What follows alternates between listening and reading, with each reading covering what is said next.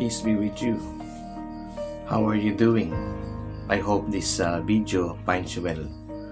We are now in the third Sunday of Lent, and the Gospel especially is all about Jesus was calumniated. He was slandered by his enemies. The one who cured the sickness of the people because of the devil was now called the devil himself, was now identified with agent of Beelzebul. You know, bigger people are often cut into slices in order that they can swallow him because he is indeed bigger. And Jesus was not exempted by slander.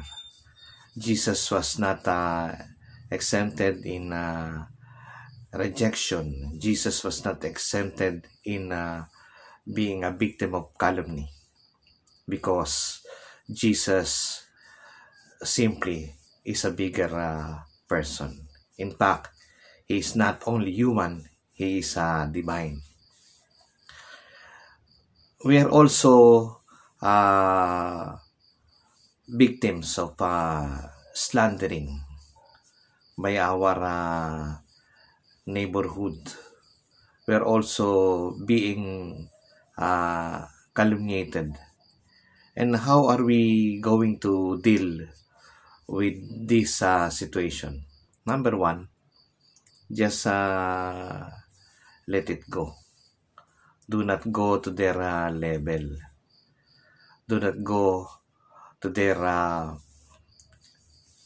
principle. Just let it go. Let God take the revenge. Let God fight the battles for you. Number two, run your race.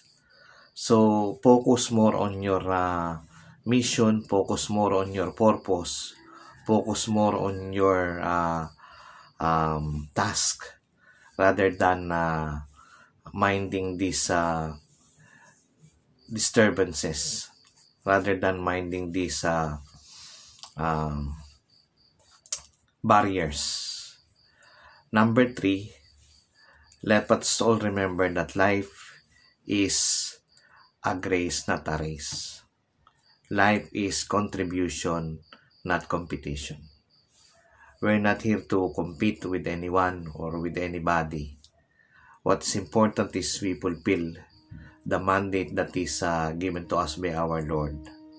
And that is a life of self-surrendered, a life of self-giving.